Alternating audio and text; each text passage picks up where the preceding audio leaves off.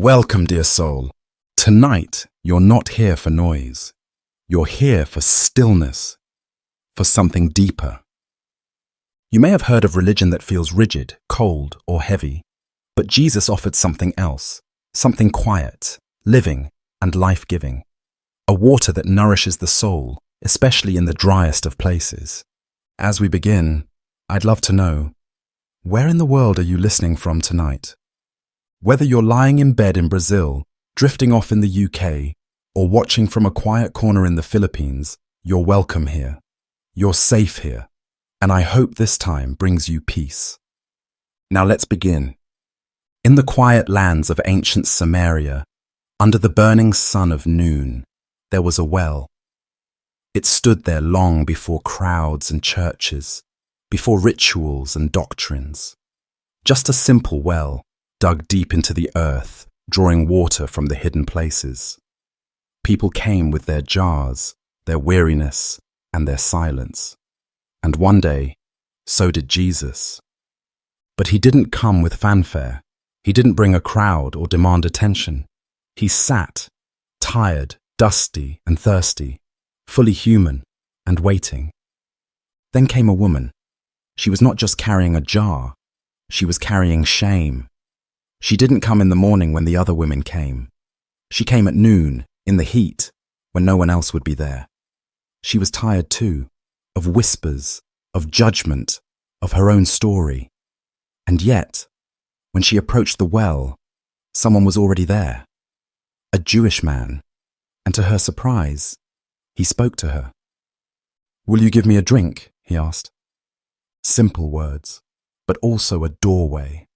She was startled, not only because he spoke, but because he saw her, really saw her, and not just her past or her reputation, but her thirst, a thirst no bucket of water could satisfy.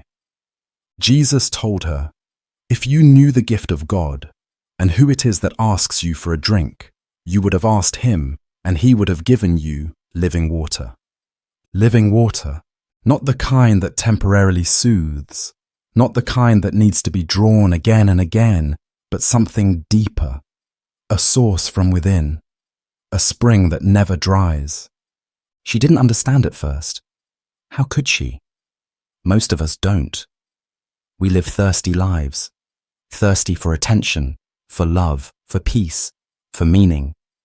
We run from person to person, place to place, idea to idea, hoping something will finally satisfy. But nothing does. Not for long. And Jesus, in his calm and patience, wasn't offering religion. He wasn't offering rules. He was offering relief. A quiet quenching of the ache beneath every ache. A stillness so complete that even the deepest restlessness is silenced.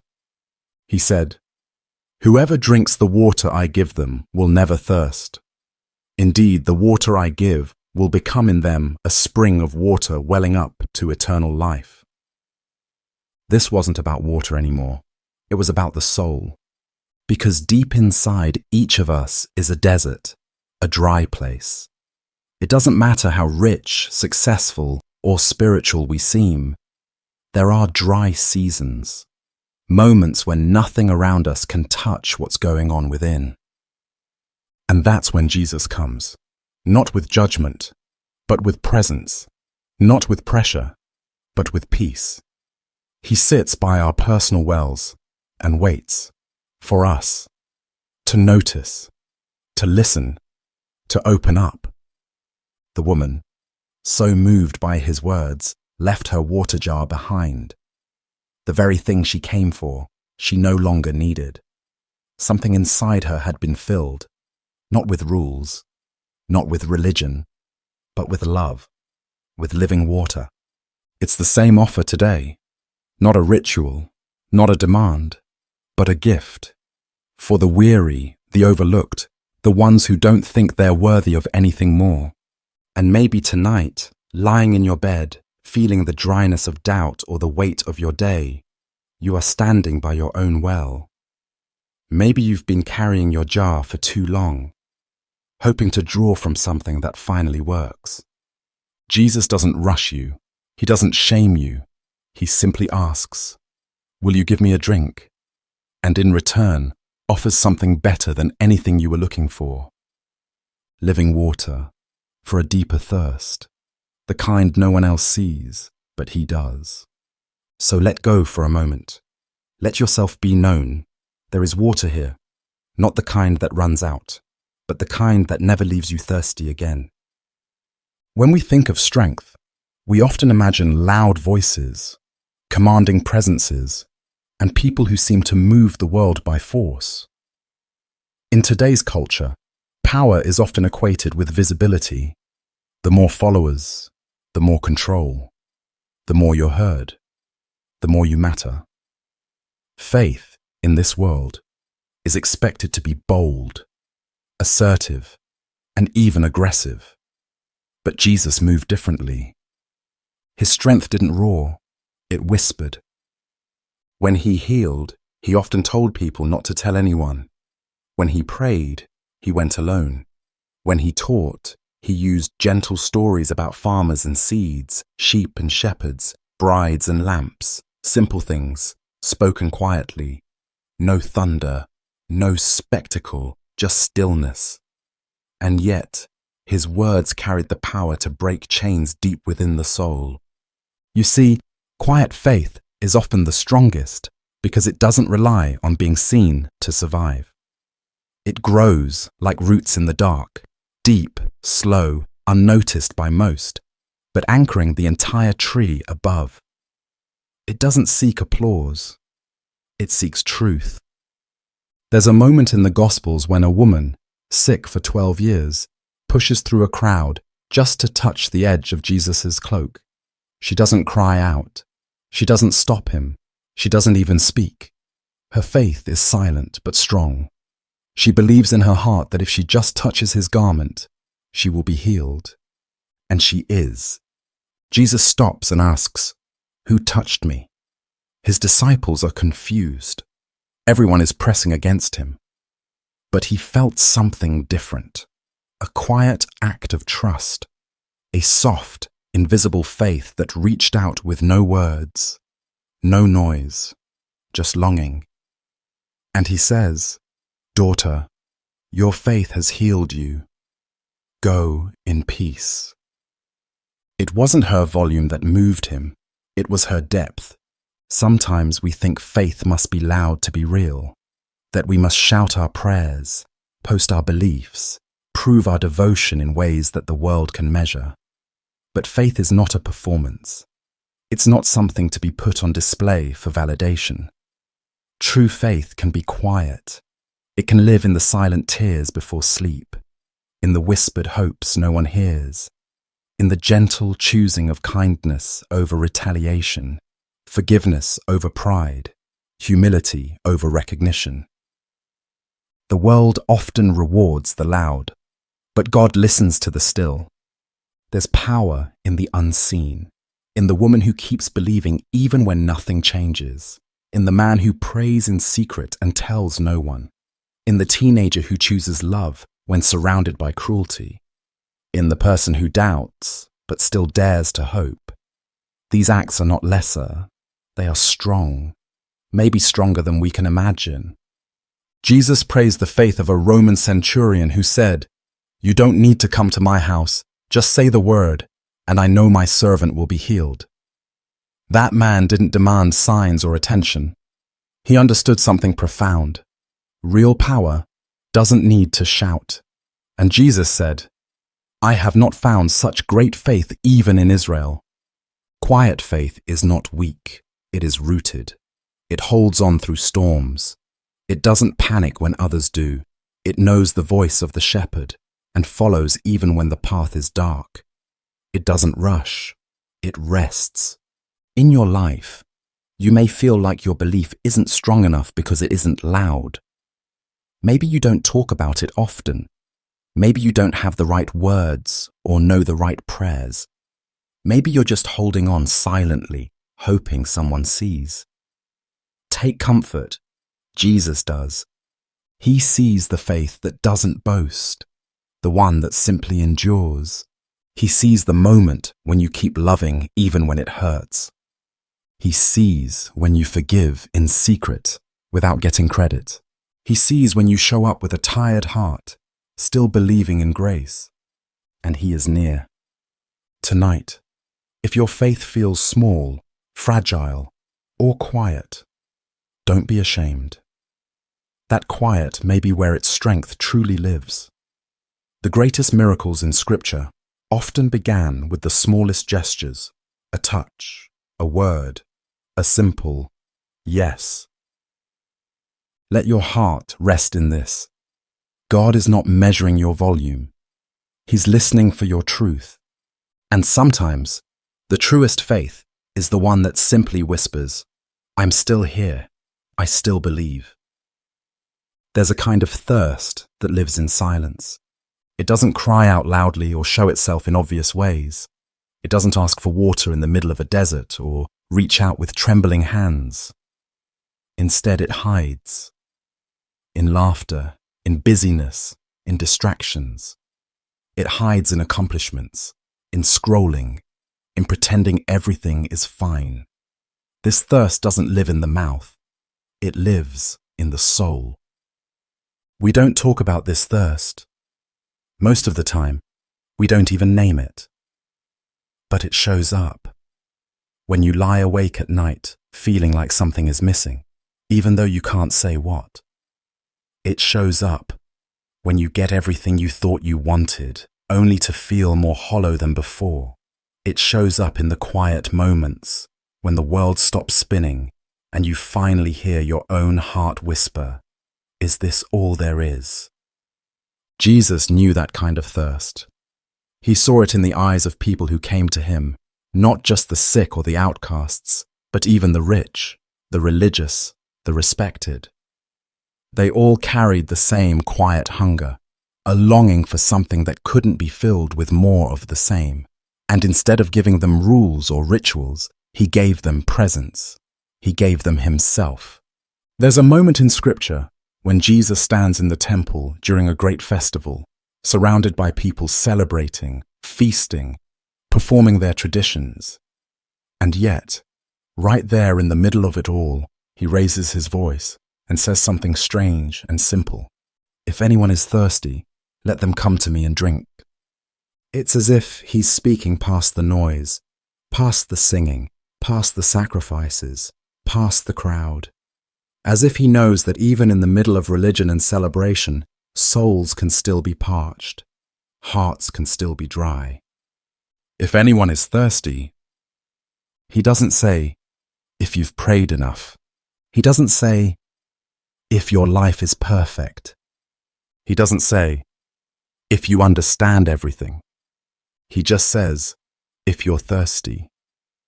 Because thirst is the most honest thing we have. You can hide it from others. You can even hide it from yourself. But eventually, your soul knows. It knows when you've been running on empty. It knows when the things you've been chasing don't quench anything anymore. It knows when the life you've built doesn't feed the life within. And maybe that's where you are tonight.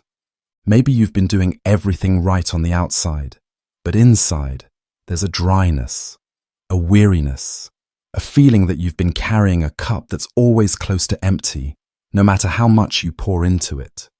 Maybe you've kept smiling, kept showing up, kept working, but deep down, you're thirsty, not for more things, not for attention, but for peace, for love that doesn't vanish, for rest that actually rests you. This thirst we don't talk about can feel like a secret. It can feel like failure, like weakness. But it's not. It's an invitation, because only the thirsty can be filled. Jesus doesn't shame you for your longing. He doesn't scold you for being dry. He simply opens His arms and says, come. Come to me and drink. Not perform, not fix yourself, not pretend. Just come. And what He offers is not temporary. It's not another escape or a quick feeling that fades. It's living water, something that touches the deepest places, something that renews not just for tonight, but for tomorrow and beyond. A spring within you, bubbling up quietly, steadily, always enough. So don't be afraid of your thirst. Don't hide it. Let it lead you to the one who understands it better than anyone else. You were never meant to live with a dry soul. You were meant to be filled, to overflow, and the one who offers that isn't far away. He's sitting beside your well, even now, just like he did with the woman who thought no one cared. He's not waiting for your perfection. He's waiting for your honesty. And even if your only prayer tonight is a silent ache, it's enough. He hears it. You don't have to find the words. Just bring the thirst. Sometimes the heaviest burdens aren't the ones we carry on our backs, but the ones we carry in our hearts. The burden of doing everything right. The pressure to be perfect. The constant inner voice asking, "Am I enough yet?" For so many people, religion becomes another source of that pressure. It becomes a checklist, a race, a tightrope walk between shame and approval, a system of shoulds and shouldn'ts that leaves you exhausted, not uplifted. And yet, you keep showing up. You keep trying, because maybe if you just do a little more, maybe then God will be pleased. Maybe then you'll be accepted. Maybe then you'll finally feel peace. But Jesus offered something entirely different. When he spoke, he didn't call out the tired for not doing enough. He called them closer. His words weren't sharp rules, but soft invitations. "Come to me," he said, "all you who are weary and burdened, and I will give you rest." Not more rules, not more tasks, just rest. Because he knew what people had turned faith into. He saw how religion had become a weight instead of a refuge. In his day, the religious leaders loaded people down with impossible demands, laws on top of laws, expectations so high that only the most rigid could hope to keep them. And even they weren't at peace. It was performance without presence, motion without meaning. Jesus came to undo all of that. He didn't speak in the temple as a lawgiver. He wandered the hills and spoke in parables. He dined with the broken. He touched lepers. He let children come close. And he said again and again, "Your faith has made you well," not "your religion has." Because what he offered wasn't a ladder to climb. It was a hand to hold. There's a difference between religion without rest and faith with peace. One tells you to earn your worth. The other reminds you that you were already loved. One keeps you running. The other says, "Be still." And maybe that's what your soul has been craving. Not more striving, but more stillness. Not more guilt, but grace. A place to breathe, a place to let go. A faith that doesn't rush you or scold you or measure you, but simply holds you, quietly, completely. Jesus never asked for performance. He asked for presence. He didn't say, "Come to me once you've fixed everything." He said, "Come to me as you are, and I will give you rest." Rest for the soul, not the kind that fades when the alarm clock rings, but the kind that sinks in deep, the kind that heals, that recenters, that reminds you you are not here to impress God. You are here to be with him, to know him, to let him love you. Think about the people Jesus praised in the Gospels. A widow who gave 2 small coins, not because it was a lot, but because it was from the heart. A tax collector who beat his chest and whispered, "God, have mercy on me." A woman who wept at his feet and wiped them with her hair. These weren't religious elites.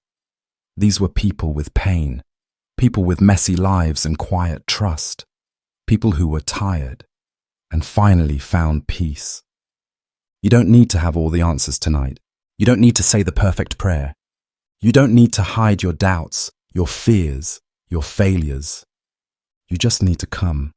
Even now, wherever you are, however you're feeling, let this be your sacred space, this moment, this breath, this rest. Let go of the pressure. Let go of the pretending. Let your soul be held. Faith isn't a performance to maintain. It's a relationship to rest in.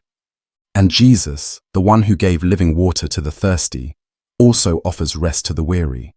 Not someday, not if you get your life together, but now, just as you are. Lay it down, all of it, and listen to the stillness that follows. It is not empty. It is full of peace. The world is loud. It tells you what to chase, who to be, how to earn love, and what you need to do to matter. From the moment you open your eyes, the noise begins.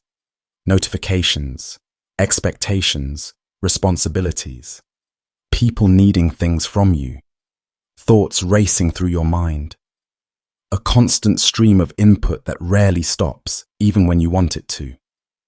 And yet, into all that noise, Jesus speaks just one word: come. Not shout, not strive, not fix, just come. Come to me, all who are weary, all who are burdened, all who have tried everything and still feel empty, all who have believed they had to earn love, all who've been told they weren't enough. Come. It's not a demand, it's an invitation, and it's always open. You see, Jesus didn't come for the already perfect. He didn't come for those who had it all together. He came for the ones who didn't. The forgotten, the overwhelmed, the people who were good at hiding their pain but never healing from it, the ones who smiled in public and cried in silence, the ones who felt too messy, too far gone, too unsure. The invitation was never about qualifications. It was about need. If anyone is thirsty, he said, let them come to me and drink. Not if you believe enough. Not if you're religious enough. Not if you never doubt. Just if you're thirsty, come. That word holds so much power. It means he already wants you near. It means there's nothing else you need to do to be welcome.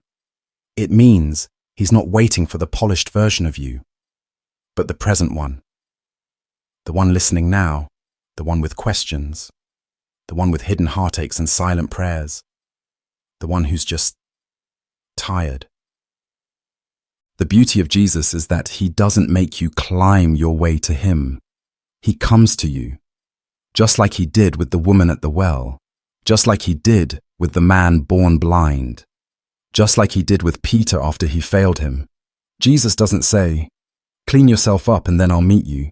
He says, I'm already here, just come.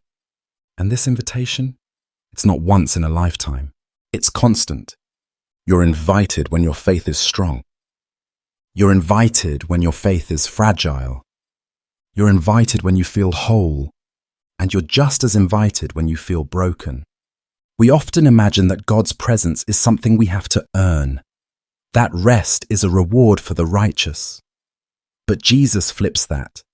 He gives rest to the weary, peace to the anxious, love to the undeserving. He gives without keeping score, without checking your past, without asking for a resume of your spiritual achievements. He just says, come to me. And what he offers is himself, not a transaction, not a temporary fix, but relationship, one that's steady, gentle, and unshakably kind. You don't need to feel holy to come to him. You just need to be human. Because being human means you will thirst, you will ache, you will long for meaning, love, connection, and comfort. And while the world will offer 1,000 answers, success, distraction, approval, only one answer will truly satisfy. It's not a thing, it's a person. And he is waiting, not with a lecture, but with open arms.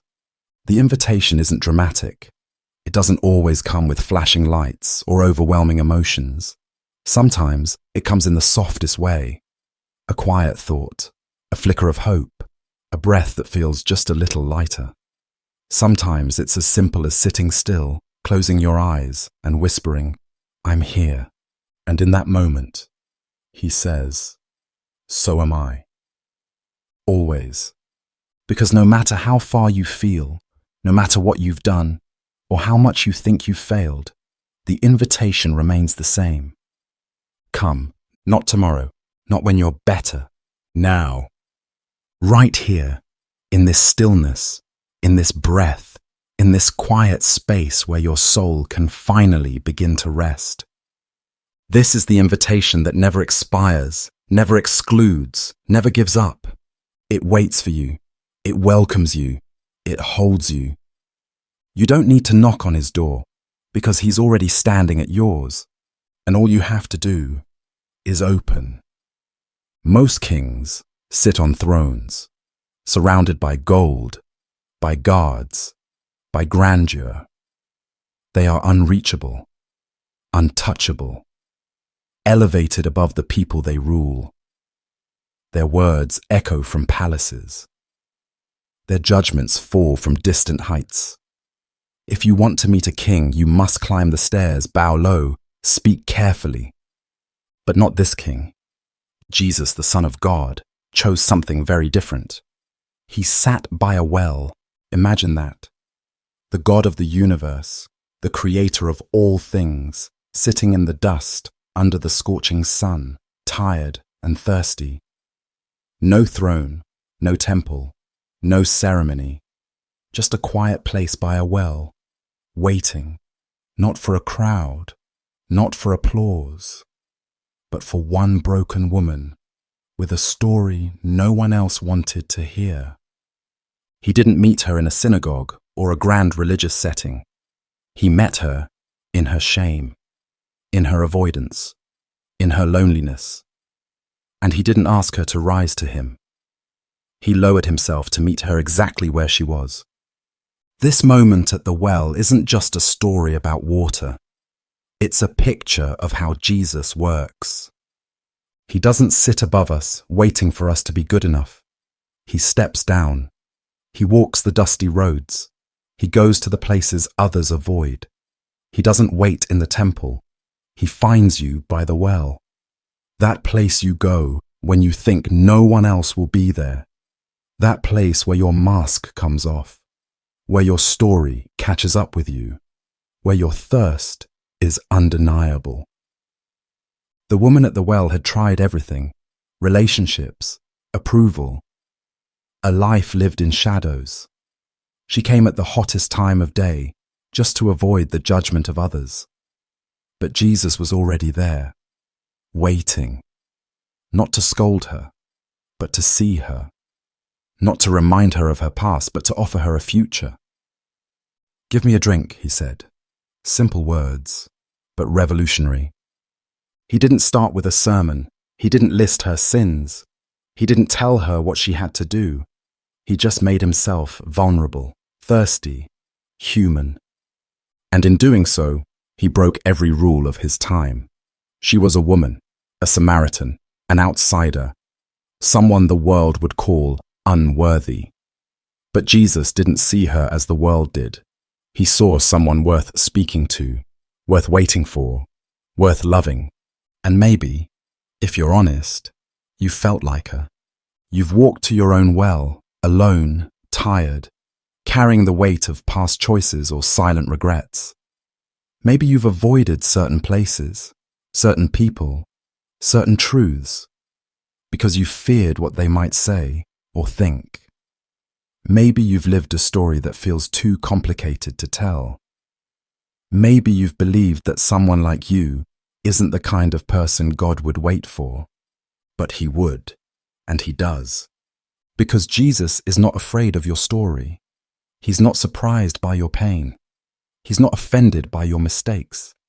He is the God who sits by wells, who shows up in the heat of your shame, who meets you in your hiding place and offers something you didn't even know you needed. He said to her, "If you knew the gift of God and who it is that asks you for a drink, you would have asked him, and he would have given you living water." Living water. Not a temporary fix, not a quick comfort, but a source of life that flows from within, restoring, renewing, refreshing. And notice, he doesn't wait for her to clean herself up before offering it. He offers it in the middle of her mess, in the middle of her questions, in the middle of her confusion. That's the Jesus many people never meet, the one who doesn't need a perfect setting or a perfect soul to begin something beautiful. He's the God who waits, not on a throne, but by a well, not in judgment, but in gentleness, not in the crowd, but in the quiet places we go to be alone. He knew she'd be there, just like he knows where you are now, not just physically, but emotionally, spiritually. He knows what you've been avoiding, what you're longing for, what you've been carrying in silence. And he isn't waiting to condemn you. He's waiting to speak to you, softly, personally, tenderly. And just like that woman, you don't need to bring anything but your honest self. No fancy words, no polished faith. Just your thirst, your longing, your desire for something more. Because that's all it takes. She came to the well carrying shame and left carrying hope. She came with an empty jar and left with a full heart. She came to avoid others and left telling everyone she knew about the man who changed everything. And that same transformation is possible for you, not by climbing up to God, but by letting him come close. Because Jesus is not far. He's not behind stained glass or high walls. He's by the well, where you are. Still speaking, still waiting, still offering water that quenches the thirst no one else sees. All you have to do is come. What if peace isn't something you achieve? What if it's something you receive?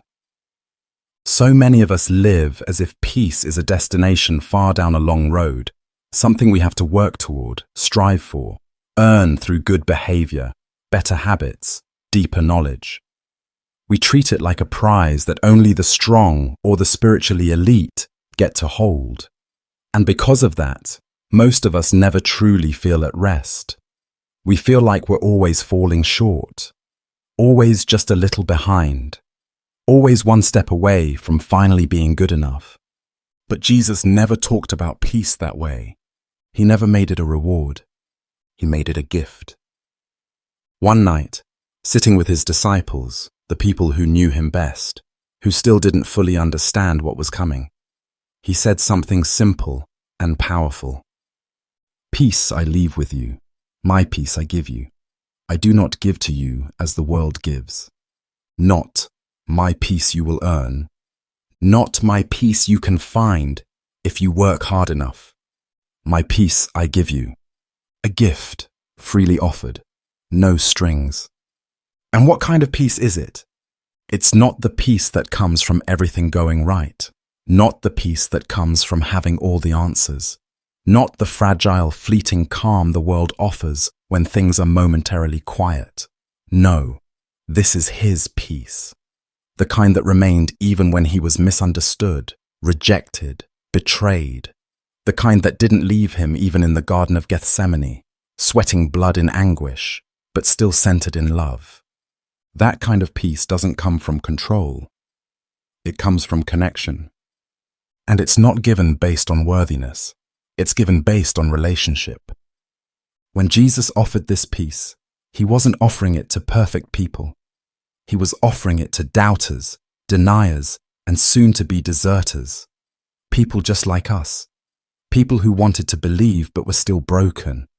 People who had faith, but also fear. And that didn't disqualify them. It made them the exact ones Jesus wanted to reach.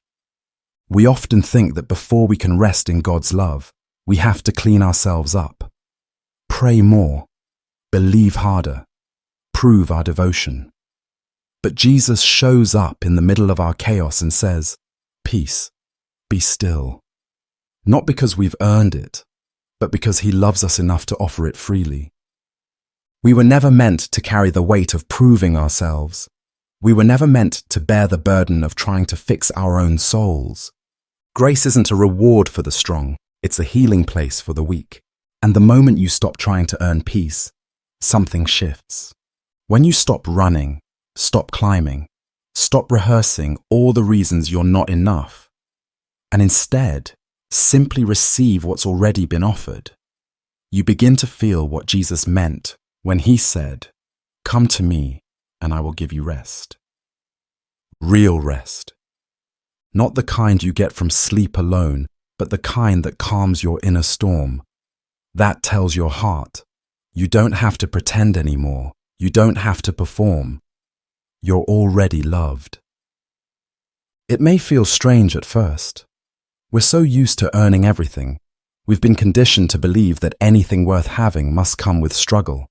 But grace breaks that system. It says you don't have to strive. You don't have to hustle for God's attention. You already have it.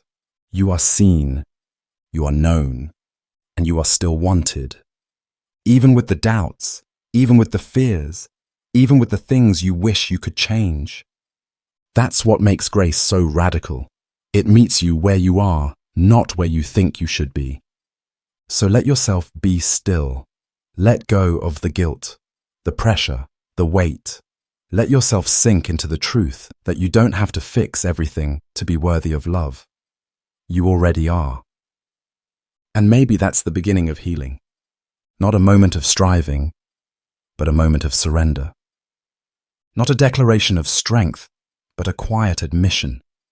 I need peace, and I can't create it on my own. And into that space, Jesus whispers, "Then let me give you mine." You don't have to understand it fully. You don't have to explain it. You only have to receive it. Close your eyes and breathe. There is nothing more to prove. There is no test to pass. There is only love and peace and a place to rest. You can stop running now. He's already here. And he's already enough for both of you. There's a kind of silence the world doesn't understand. We live in a time when everything is loud. Voices, opinions, breaking news, notifications, demands. There's always something to check, something to scroll, something to worry about. Our lives are wrapped in noise from the moment we wake up to the moment we collapse into sleep. Even then, the noise lingers in our thoughts, in our anxieties, in the constant need to keep up, to stay ahead, to be more.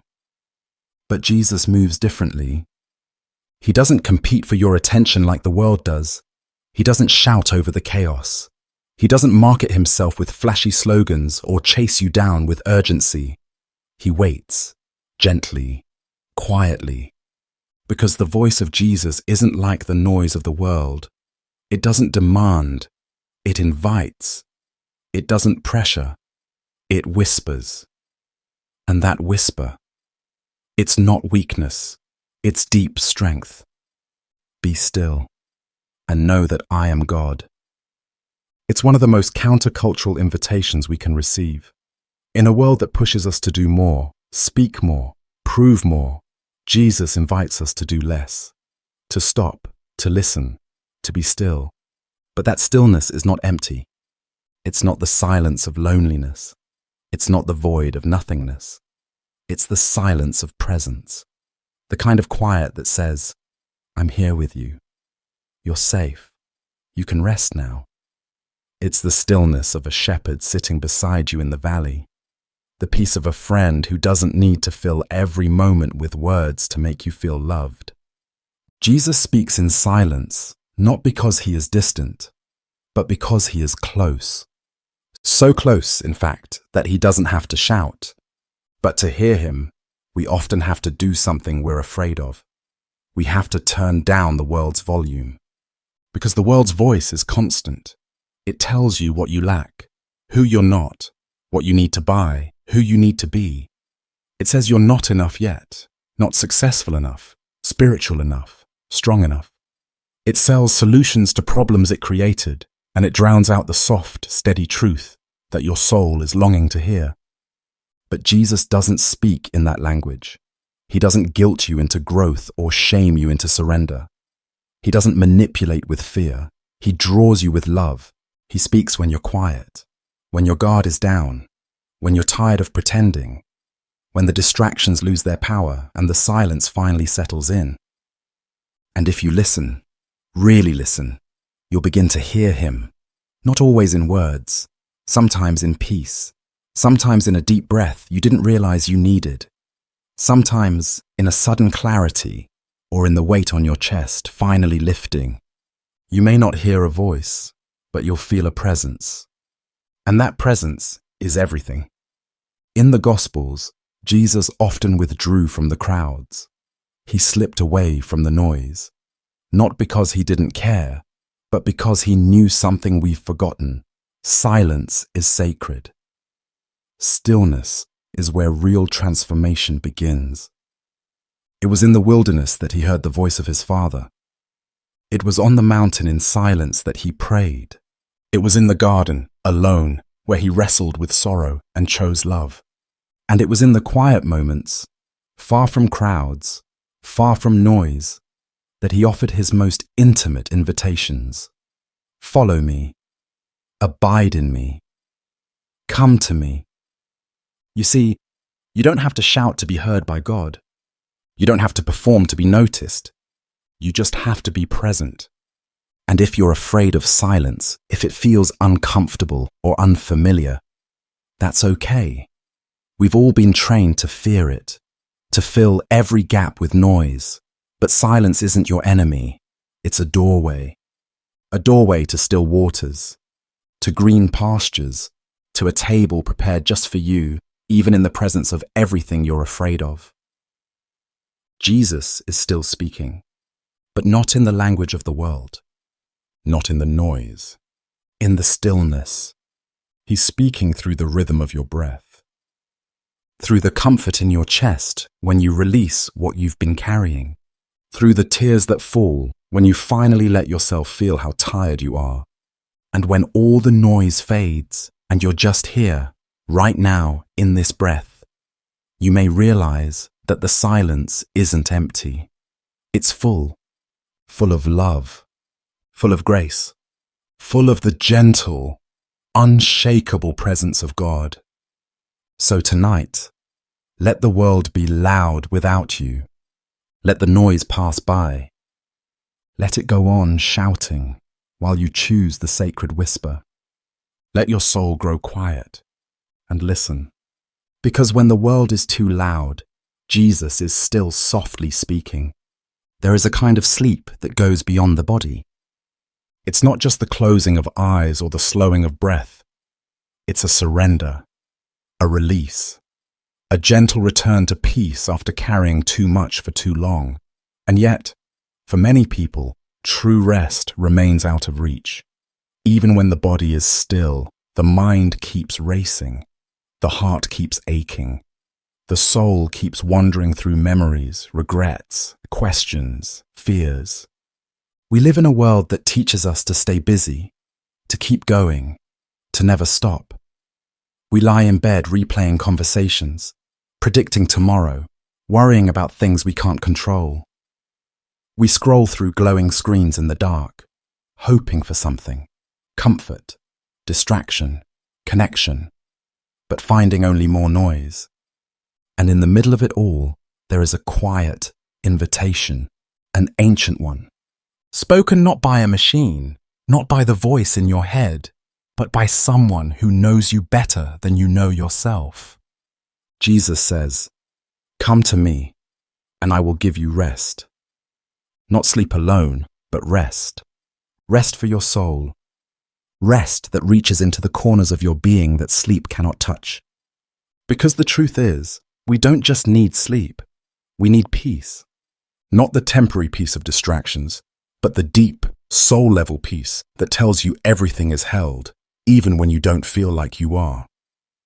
Jesus offers that peace. He offers himself. And when you receive it, when you really let it in, something begins to shift. The ache that lived in your chest softens. The endless questions begin to quiet.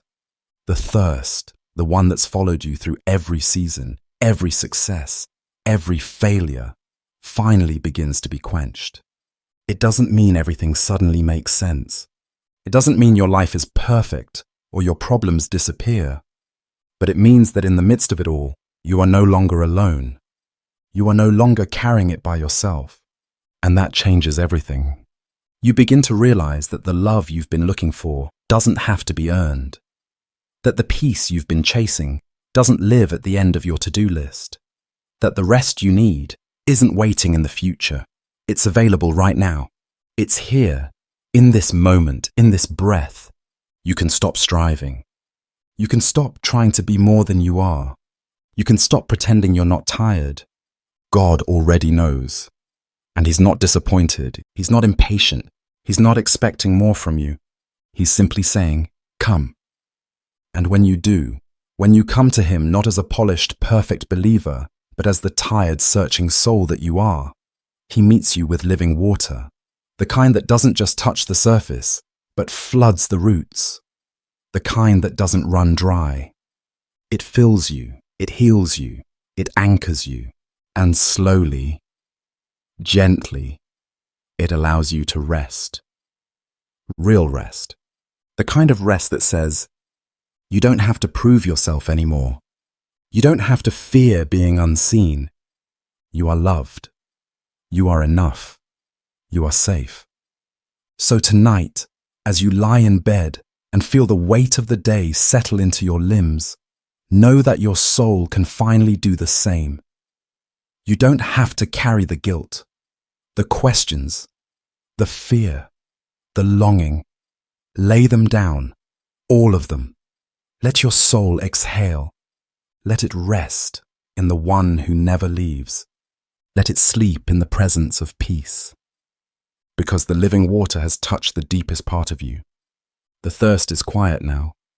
You are known, you are held, and you are finally not alone. Sleep now, not just with a tired body, but with a soul that no longer aches for something more, because the more you were seeking was Him, and He is here.